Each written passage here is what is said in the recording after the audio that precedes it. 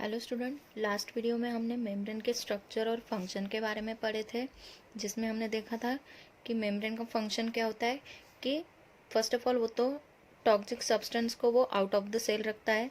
Then second is it contain receptors and channels. ठीक है, किसके लिए? Ions, nutrients, water, metabolic products को पास होने के लिए वो रेसिप्टर और चैनल्स कंटेन करता है। Then it play a vital role in metabolic process. ये हमने तीन उसके फंक्शंस देखे थे। अभी हम पढ़ेंगे फ्लूइड मोज़ेक मॉडल के बारे में। ठीक है, structure of model membrane, that is the fluid mosaic model. So this fluid mosaic model was first proposed by Singer and Nicholson in 1972. So it is proposed by Singer and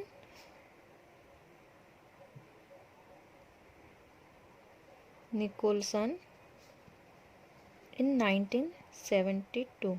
So according to this model, the cell membrane consists of two layers. Okay, the cell membrane is, हमने पहले भी बोला था कि lipid bilayer, so it consists of two layer. तो हम पहले देखते हैं कि ये मेम्ब्रेन प्रेजेंट कहाँ होता है. Okay, so suppose this is our cell. Okay, ये सेल है, इसके अंदर nucleus, Golgi complex, endoplasmic reticulum, ये सब इसके अंदर प्रेजेंट है. तो अगर ये इसके आउटर मेम्ब्रेन को, ठीक है, अगर इतना हमने स्ट्रक्चर इसका यहाँ से कट कर दिया और इसको जूम किया, तो इसका स्ट्रक्चर हमको कैसे दिखेगा? Like this. These are the phospholipids. Okay, these are the phospholipids. So these are bilayer. ये दो लेयर में प्रेजेंट है, इसलिए ये मॉडल को क्या बोल रहे हैं? It is a bilayer. Okay, ये दोनों इसके ये अपोजिट डायरेक्शन में है. ये हो गई इसकी हेड. ओके, ये हो गया इसका head and this one is tail. ठीक है, ये हो गया इसका हेड और ये है इसकी टेल. तो ये मॉडल में आप देखेंगे, मैं एक समझा दूंगी आपको मॉडल, फिर आपको पूरी तरीके से समझ में आ जाएगा कि इसको मोज़ेक मॉडल ही क्यों बोलते हैं. ठीक है, मोज़ेक का मतलब क्या होता है. So this are the protein. Okay, तो इसका मैं अच्छे तरीके से स्ट्रक्चर आपको समझा दूंगी. बस इतना समझ लो कि अगर ये साइड, इतने साइड को आप काट के अगर जूम कर लोगे तो ये टाइप से आपको स्ट्रक्चर दिखेगा, और इसी स्ट्रक्चर को बोलते हैं फ्लूइड मोज़ेक मॉडल.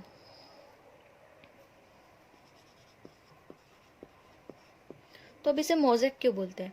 मोज़ेक का मीनिंग क्या होता है कि अगर आप देखोगे, अगर पहले के ज़माने में जब पत्थर की दीवारें बनाई जाती थी, तो पत्थर ऐसे एक के ऊपर एक, कैसे भी मतलब एक मैनर में अरेंज नहीं किए जाते, एक के ऊपर एक अरेंज किए जाते हैं, तो उसको बोलते हैं मोज़ेक अरेंजमेंट. तो इसमें भी इसी टाइप से, जैसे कि प्रोटीन, कार्बोहाइड्रेट्स, ये सब इसमें अरेंज है, इसलिए इसको फ्लूइड मोज़ेक मॉडल बोलते हैं. ठीक है, so this membrane protect the cell from the environment outside the cell.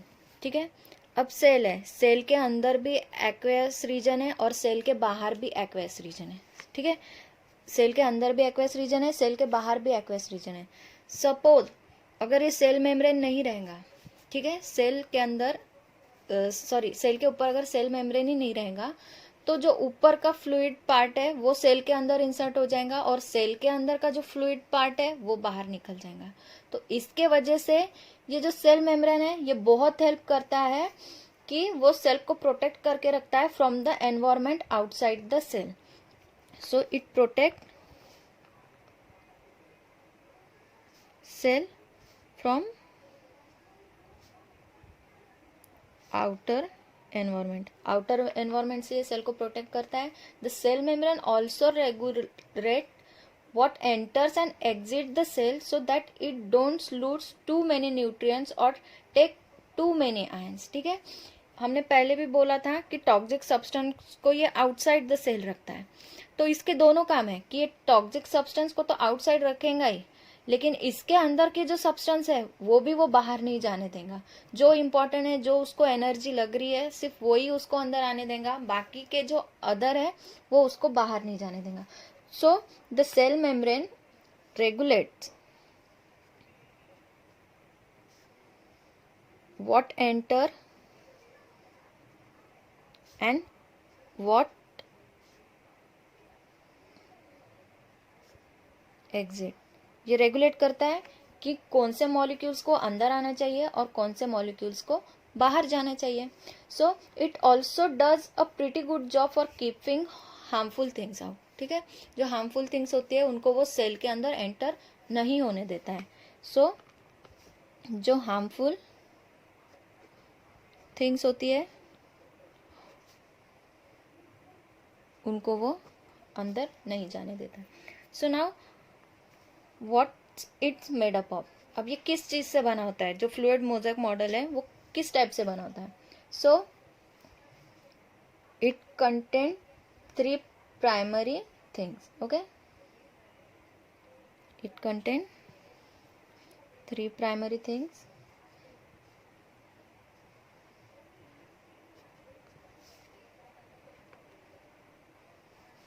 First is the phospholipid,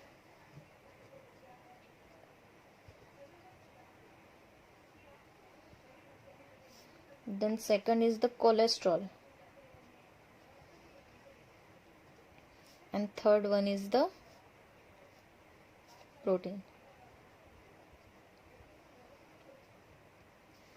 इतने चीज़ें सेल मेम्ब्रेन के आउटर साइड में हमको देखने को मिलेंगी। तो मैं अभी आपको डायग्राम बताती हूँ। So this is the structure of fluid mosaic model. Okay, this is the structure of fluid mosaic model, and it is phospholipid bilayer. This area is the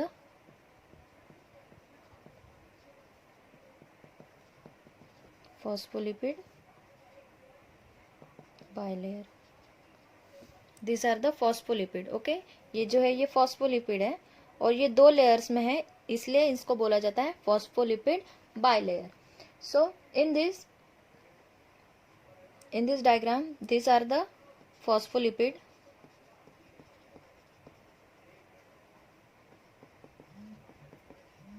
देखो सिंगल है इसलिए हम बोल रहे हैं फॉस्फोलिपिड, और इसमें 2 है इसलिए बोल रहे हैं phospholipid bilayer.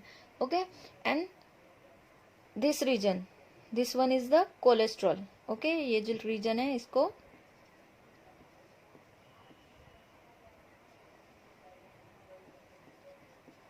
cholesterol, and this region is, this is a protein। Okay, ये जो है ये प्रोटीन।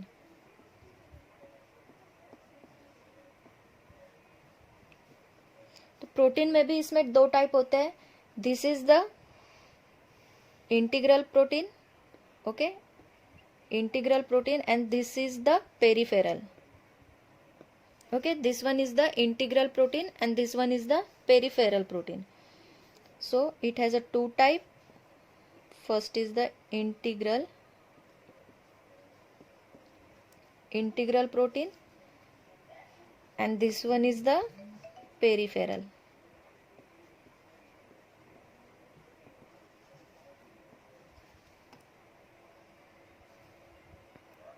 So इस टाइप से जो है फ्लूइड मोज़ेक मॉडल का जो है डायग्राम है, आप अच्छे से एक बार देख लीजिए कि ये जो है ये फॉस्फोलिपिड बाइलेयर्स है। ठीक है, this is the phospholipid bilayer, this one is the cholesterol, this one is the protein, this one is also the protein, but it is the integral protein, and this one is the peripheral protein. अब 1 bye 1 ये जो phospholipid, cholesterol और protein, इनका क्या काम होता है ये अभी हम 1 बाय 1 देखेंगे। Okay, first one is the phospholipid।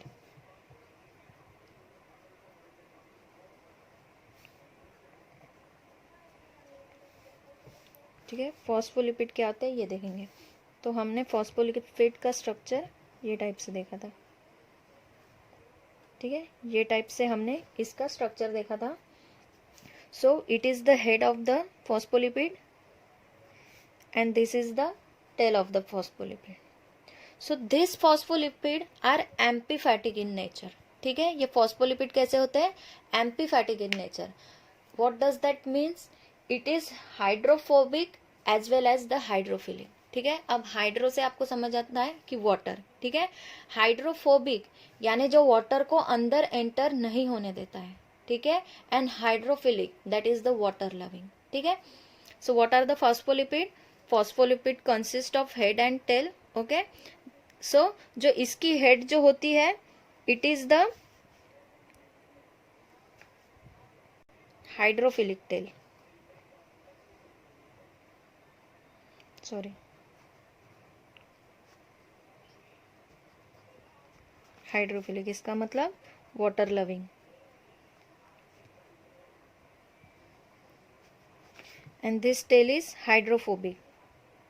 Phobia, phobia पता है ना, किसी चीज का डर होना, तो इनकी टेल को किसका डर होता है? वाटर का, हाइड्रोफोबिक,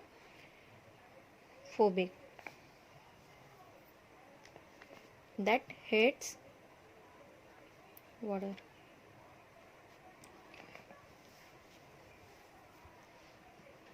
सो फिर से हम हमारी डायग्राम देखते हैं कि देखो ये जो हो गया, ये आउटसाइड द सेल है, ठीक है, ये आउटर रीजन है, और ये हो गया, ये इनसाइड रीजन है, ठीक है। This one is the inside region. अब यहाँ पे भी वाटर है, सेल के अंदर भी वाटर है, ठीक है। एक्वेस सॉल्यूशन है दोनों जगह।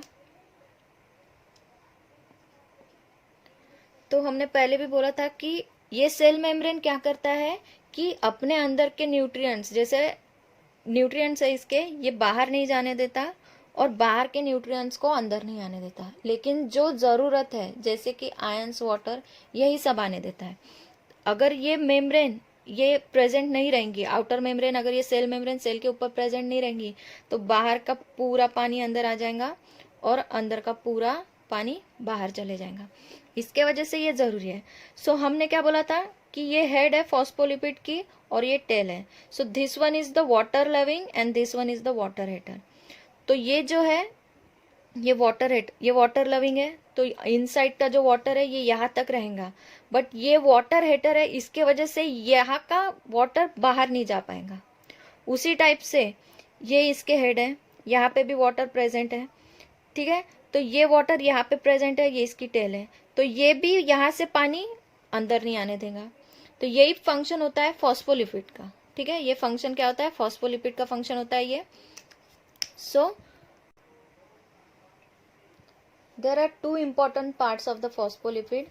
First one is the head and second one is the tail. Okay, first one is the head and second one is the tail. The head is a phosphate molecule that is attractive to the water, that is the hydrophilic. जो head है it is a hydrophilic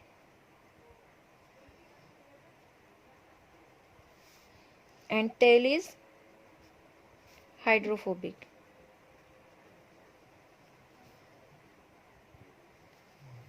So the two tails are made up of fatty acid. These two tails are made up of fatty acid and the cell membrane is exposed to the water mixed with the electrolyte or the other material on the outside or inside of the cell. ये tail का क्या काम है कि जो inside outside का जो water mix है या फिर इलेक्ट्रोलाइट्स है ये उनको अंदर नहीं आने देते हैं. So when the cellular membrane form the phospholipid assembly into the two layers because of the hydrophilic and hydrophobic properties, the phosphate head in the each layer faces the aqueous or the watery environment on the each side and the tail has always formed the water between the layer of the head because they are hydrophobic. So जो head है वो outside होता है, outside where there is a aqueous or watery substance, sorry substance not its environment, okay. जहाँ पे aqueous और watery environment होता है वो साइड में उसकी हेड होती है और इनसाइड जहाँ से वो aqueous substance नहीं होता वो साइड में उसकी टेल होती है, ठीक है. where there is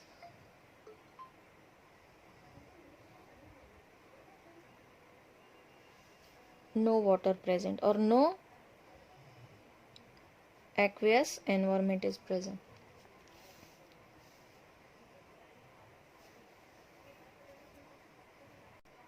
And the tail is made up of fatty acid.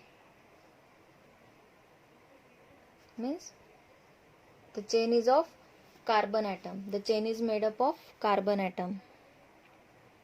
Chain is of carbon atoms. तो ये हो गया फॉस्फोलिपिड के बारे में. ठीक है. Then the next is the cholesterol.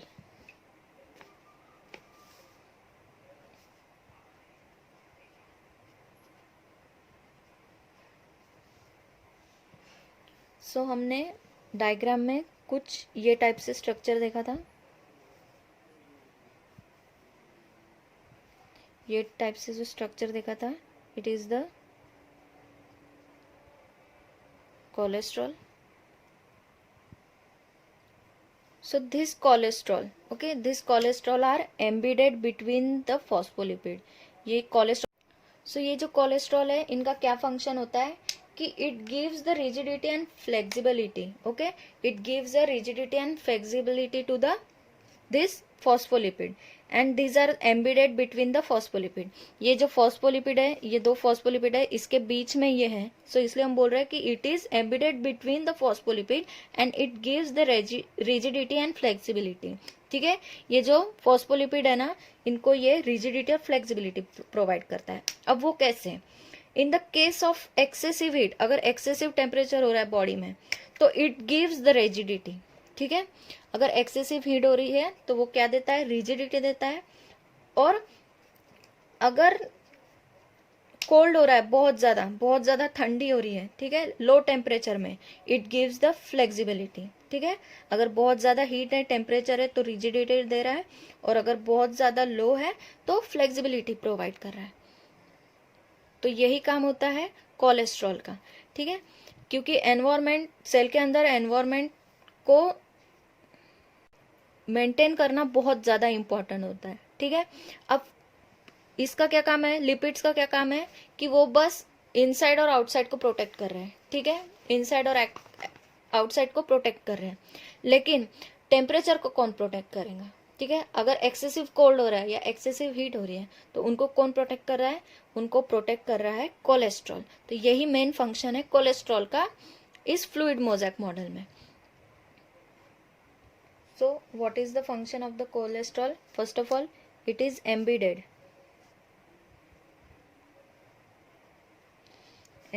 between phospholipid. It is embedded between the phospholipid. Then main function क्या है? It provides rigidity and flexibility. Flexibility to cell membrane. ठीक है. सेल मेम्ब्रेन को ये रिजिडिटी और फ्लेक्सिबिलिटी दे रहा है. अब ये रिजिडिटी और फ्लेक्सिबिलिटी कैसे दे रहा है? सो यहाँ पे देखो, मैं आपको डायग्राम निकाल के बताती हूँ. सो इन एक्सेसिव कोल्ड, ठीक है, अगर बहुत ज़्यादा टेम्परेचर, लो टेम्परेचर है, तो इसका जो स्ट्रक्चर होगा वो कैसे होगा? ये प्रोटीन है, this are the phospholipids, and here is the cholesterol. ठीक है. इसका स्ट्रक्चर ये टाइप से रहेगा in excessive cold. That is it providing rigidity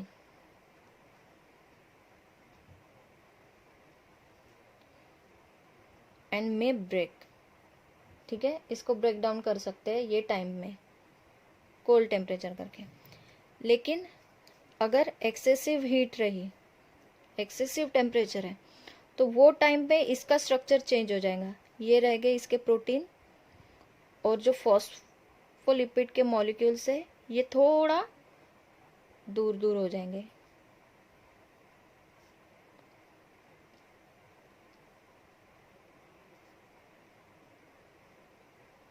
so in this type it is rigid. और यहाँ पे ये जो दूर दूर हो गए, मतलब क्या हो गए? फ्लेक्सिबल हो गए. सो it is the flexible and cannot break.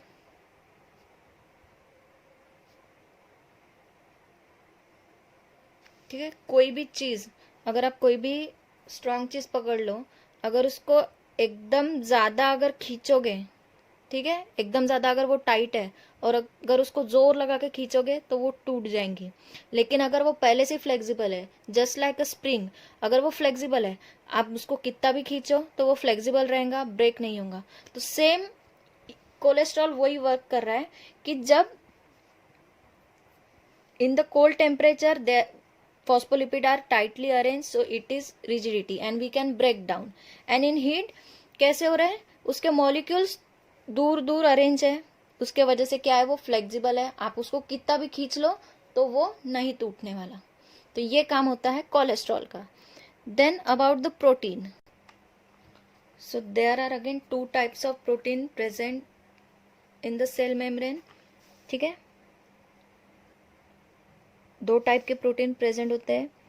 एक तो फर्स्ट है इंटीग्रल प्रोटीन,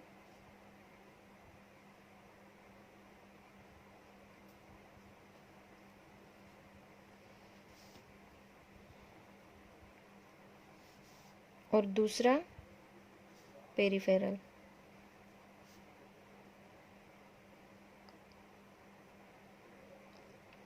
पेरिफेरल प्रोटीन। सो अब ये इंटीग्रल प्रोटीन का क्या काम होता है, जैसे कि एक बार मैं डायग्राम फिर से आपको शो कर देती हूँ। ये यहाँ पे प्रेजेंट है, this is the integral protein, ठीक है, integral, and this is the peripheral protein. Okay, ये ऐसे बहुत सारे, जैसे सपोज यहाँ पे भी अरेंज हो सकता है, ठीक है, यहाँ पे भी प्रोटीन अरेंज हो सकता है। So this is also a peripheral protein. Then again is, तो इसीलिए इसके वजह से इसका नाम है मोज़ेक मॉडल। तो इंटीग्रल प्रोटीन ये है, इसका क्या काम होता है, ये अपने यहाँ से पैसेज बनाता है। ठीक है, अभी सपोज ये है तो ये यहाँ से पैसेज बनाएगा। फॉर व्हाट, हमने पहले ही बोला था कि एक्सचेंज होता है आयंस का। ठीक है, तो अगर सेल, ये इनसाइड द सेल है, ठीक है, ये इनसाइड द सेल है, अगर सेल को किसी चीज की जरूरत है, ये सेल को अगर किसी चीज की जरूरत है तो बाहर से ये प्रोवाइड करेंगे। लेकिन अगर बाहर के एनवायरनमेंट को सेल से कुछ चाहिए तो फिर ये यहाँ से इसको भेजेगा। तो ये काम होता है इंटीग्रल प्रोटीन का। सो ये हो गया इंटीग्रल प्रोटीन के बारे में। अब now about the peripheral protein. अब पेरिफेरल प्रोटीन का क्या काम होता है, so they forms the temporary bond with the cell membrane. ये क्या करता है, सेल मेम्ब्रेन के साथ एक टेम्पररी बॉन्ड फॉर्म करता है, and allow them to reattach and detach at a specific time. ये स्पेसिफिक टाइम में क्या करेगा, रीअटैच करेगा और डीअटैच करेगा विथ अ स्पेसिफिक सिग्नल। जो टाइम पे बॉडी उसको सिग्नल देंगी वो टाइम पे वो डीअटैच और रीअटैच होगा। तो इससे क्या होगा, इससे क्या होगा, this allow the cell to coordinate and communicate using the network of the protein and reaction. ठीक है, प्रोटीन और रिएक्शन में ये कम्युनिकेट करेगा using the network.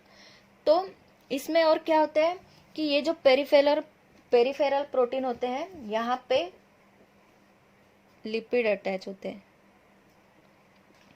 This type से।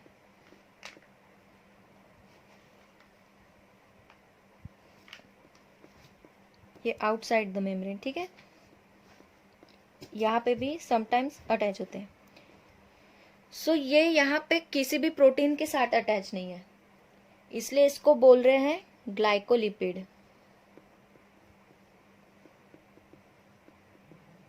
बट ये यहाँ पे प्रोटीन से अटैच है, ठीक है, ये यहाँ पे प्रोटीन से अटैच है, इसलिए इसको बोल रहे हैं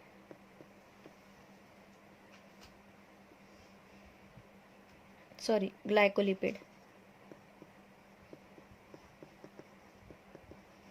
ये यहाँ पे लिपिड से अटैच है, डायरेक्टली फॉस्फोलिपिड से अटैच है, इसलिए इसको ग्लाइकोलिपिड बोल रहे हैं। और ये रीजन यहाँ पे पेरिफेरल प्रोटीन से अटैच है, ठीक है, इसलिए इसको क्या बोल रहे हैं, मैंने यहाँ पे लिपिड लिख दिया, दिस इज प्रोटीन,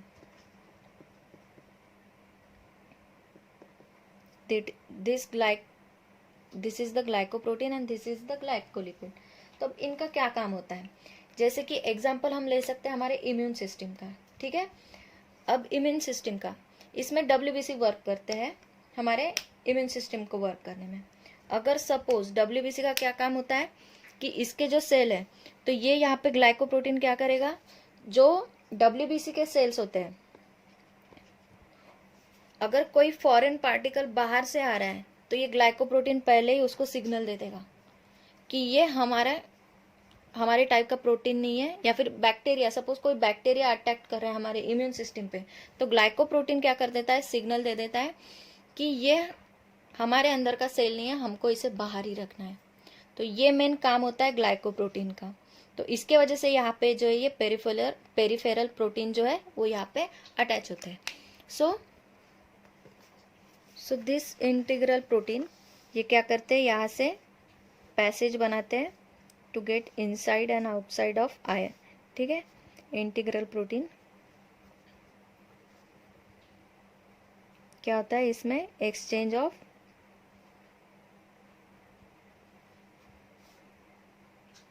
आयंस, ठीक है। आयंस और एनी अदर पार्टिकल्स, उनका यहाँ से, जैसे कि वाटर लग रहा है, शुगर है, आयंस है, तो ये डायरेक्टली फॉस्फोलिपिड से एंटर नहीं हो सकते हैं, उसके वजह से यहाँ पे इंटीग्रल प्रोटीन होते हैं। अब फॉस्फोलिपिड से भी एंटर हो सकते हैं, जैसे कि gases, for example oxygen and carbon dioxide, ठीक है। ऑक्सीजन और कार्बन डाइऑक्साइड है, this are the non polar molecule.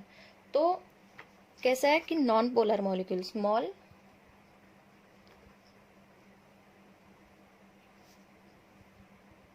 Non polar small molecules, तो ये डायरेक्टली क्या करते हैं, जैसे कि ऑक्सीजन एंड कार्बन डाइऑक्साइड को ये डायरेक्ट फॉस्फोलिपिड के थ्रू, ये अगर फॉस्फोलिपिड्स है तो ये डायरेक्टली यहाँ से पास करेगा, इसको यहाँ पे प्रोटीन की जरूरत नहीं पड़ेगी। लेकिन अगर लार्ज पोलर मॉलिक्यूल है, जैसे कि water, glucose, these are the large molecule, so they cannot directly enter through this phospholipid, that's why अब इनको अगर जाना है तो फिर ये कहाँ से जाएंगे, ये इंटीग्रल प्रोटीन के थ्रू जाएंगे, ठीक है। इंटीग्रल प्रोटीन के थ्रू बाहर से या फिर अंदर से बाहर ये यहाँ से एंटर होंगे, तो यही काम होता है इंटीग्रल प्रोटीन का। Then peripheral protein,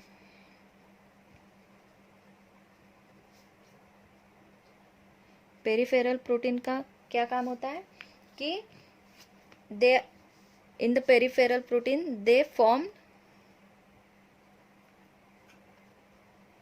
temporary bond between this phospholipid,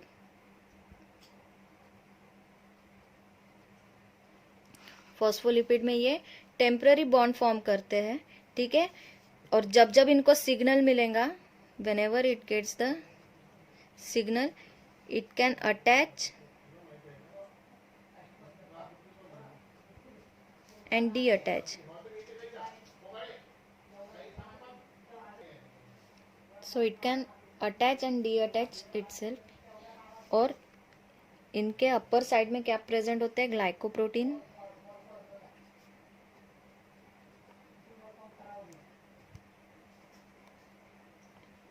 glycoprotein present होता है। तो ये क्या में हेल्प करते हैं, it helps in the immune system. So this is all about the fluid mosaic model. ये 3 टाइप से बना होता है, that is the phospholipid, cholesterol and protein, ठीक है। हमने एक एक इसके फंक्शन देखे कि ये क्या फंक्शन करता है। पहले तो phospholipid, they are the amphipathic in nature, that is they consist of head and tail, the head is hydrophilic and the tail is hydrophobic, ठीक है।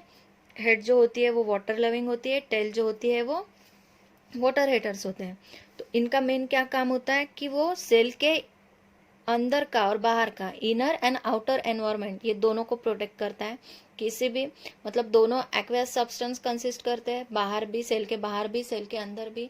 तो ये एक्वेस एनवायरनमेंट को मेंटेन करके रखता है, सेल के बाहर के वाटरी या फिर एक्वेस एनवायरनमेंट को अंदर नहीं आने देता, या फिर सेल के अंदर का एक्वेस एनवायरनमेंट है उसको वो बाहर नहीं जाने देता due to its amphipathic nature.